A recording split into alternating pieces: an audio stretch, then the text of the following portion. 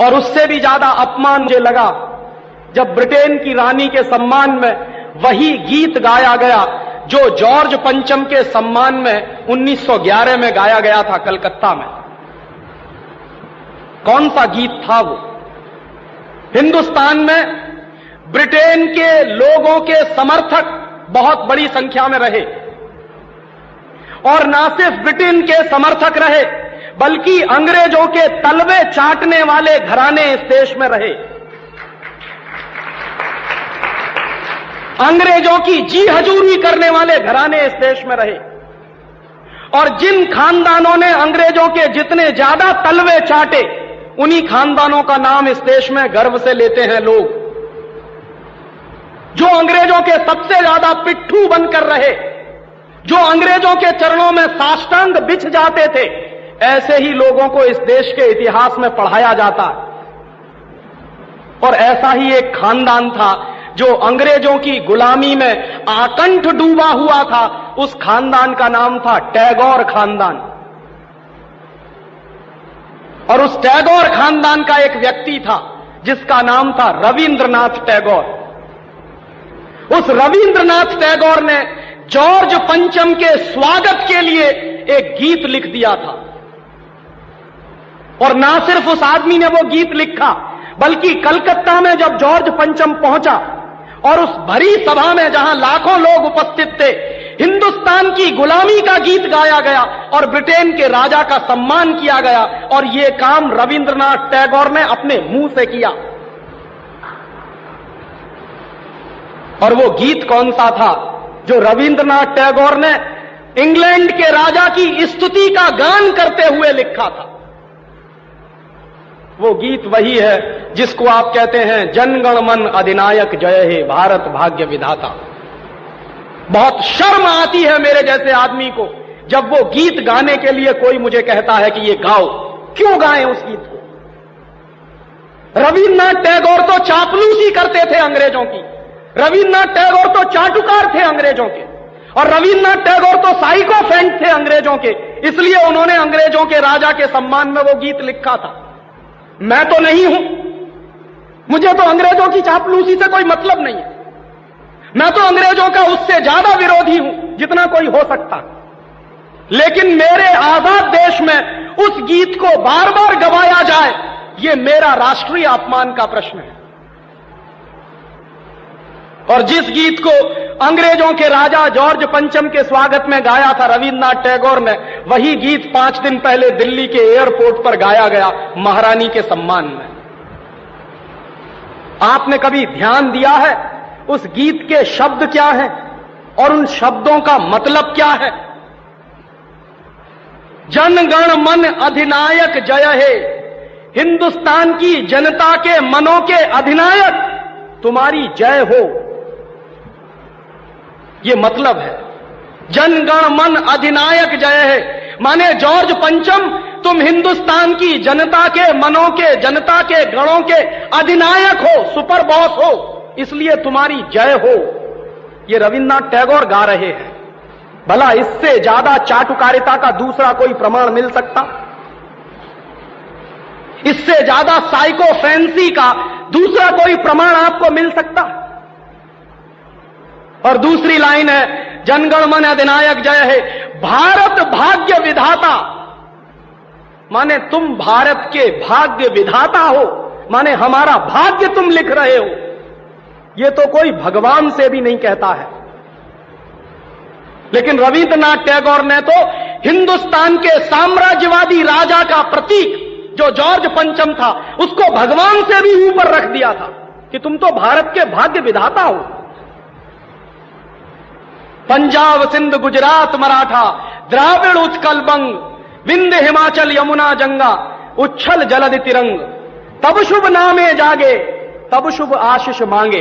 माने पंजाब सिंध गुजरात मराठा द्राविड़ उत्कल बंग, ये सारा हिंदुस्तानी इलाका तुम्हारे लिए आशीष मांग रहा है, तब शुभ आशीष मांगे। तुम्हारी भलाई की प्रार्थना कर रहा है। ये पूरा हिंदुस्तान जो अंग्रेजों की गुलामी में सिसक रहा था, उसको रविन्द्रनाथ टैगोर लिख रहे हैं कि ये सारा का सारा हिंदुस्तान तुम्हारे लिए आशीष मांग रहा है। तब शुभ आशीष मांगे, और वो सारी की सारी आशीष हम तुमको दे रहे हैं अपनी तरफ से। और अंत में जनगण मंगलदायक जय है भारत भाग्य विधाता, वही भारत के भाग्य विधाता तुम्हारा मंगल हो, तुम्हारा कल्याण हो। माने जो हमको गुलाम बनाने के लिए आए हैं, उनकी चाटुकारिता में कोई आदमी कितना बिच सकता है, इसका यह निकृष्ट नमूना है। और अंत में वो कह रहे हैं कि जय है जय है जय है, माने तुम्हारी ही जय है, तुम्हारी ही जय है, तुम्हारी ही जय है। ऐसा गुलामी का प्रतीक गीत ये गुलामी के दिनों में गाया गया एक ऐसे हिंदुस्तानी की तरफ से जिसको शायद आप बड़े श्रद्धा की नजर से देखते हैं। और ये गीत जब गा दिया था उन्होंने और चरणों में बिछ गए थे रविंद्रनाथ टैगोर, तब अंग्रेजों ने उनको नोबेल प्राइज दिलवा दिया था पुरस्कार के रूप में। रविंद्रनाथ टैगोर को ऐसे ही नोबेल प्राइज नहीं मिला था। अंग्रेजों ने कुछ नियम बनाए थे, कुछ परंपराएं बनाई थी। और अंग्रेजों के नियम क्या थे? जो अंग्रेजों की जितनी ज्यादा चाटुकारिता करे, जो अंग्रेजों के जितने ज्यादा पैर चाटे, उसी को अंग्रेजी सरकार राय बहादुर का खिताब देती थी। उसी को अंग्रेजी सरकार हिंदुस्तान में और इंग्लैंड में नाइटहुड की पदवियां दिया करती थी। ऐसे ही लोगों को अंग्रेजों की तरफ से इनाम मिलते थे, क्योंकि वो अंग्रेजों के चरण चाटते थे और हिंदुस्तान को गालियां देते थे। और ऐसे चरण चाटू लोग आपने नाम सुना है, हिंदुस्तान के राजाओं के दरबार में कुछ चारण और भाट हुआ करते थे। वो चारण और भाट क्या करते थे? राजा चाहे जितना गंदा हो, चाहे जितना बदमाश हो, चाहे जितना लफंगा हो, लुच्चा हो, वो चारण और भाट हमेशा राजा की प्रशंसा ही करते थे। बदले में राजा उनको कुछ इनाम बांटता था। ऐसे चारण भाटों का खानदान है ये टैगोर खानदान, जिन्होंने ये गीत लिखा है। और मेरा अंदर से रोम रोम कांप जाता है जब कोई मुझे कहता है कि राजीव भाई जनगणमन गाइए। क्यों गाएं? हिंदुस्तान का गीत नहीं है जनगणमन अधिनायक जय। हिंदुस्तान का गीत तो वंदे मातरम रहा है।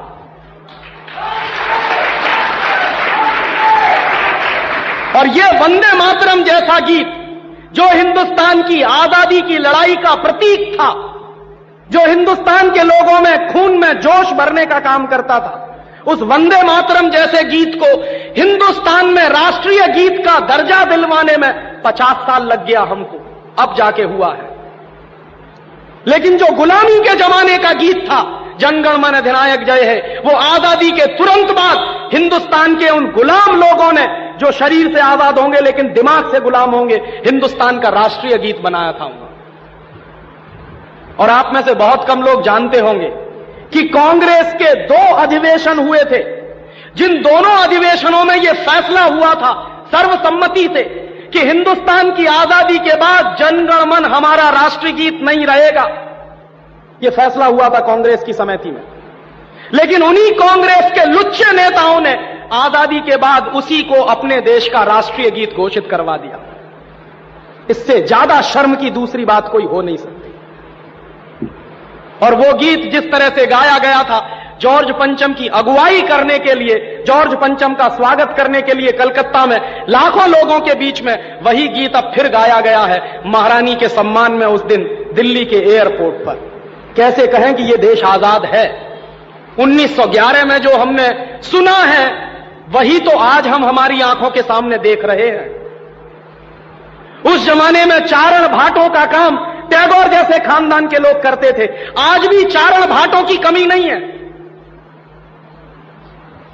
जो रात दिन महारानी के सम्मान में कविताएं लिख रहे हैं, लेख लिख रहे हैं। मैं तो पिछले 6 दिनों से अखबार पढ़ रहा हूं। इस देश में ऐसे लोगों की कमी नहीं है जो अंग्रेजों के समर्थन में, रानी के समर्थन में अपनी लेखनी घिसे चले जा रहे हैं, इसी उम्मीद में कि शायद फिर से अंग्रेजों की दया दृष्टि हो जाए तो हमको भी कोई नोबेल प्राइज मिल जाए या राय बहादुर का खिताब मिल जाए। ये देश के राष्ट्रीय अपमान का विषय है और इसलिए पिछले 1 हफ्ते से मैं बहुत दुखी हूं।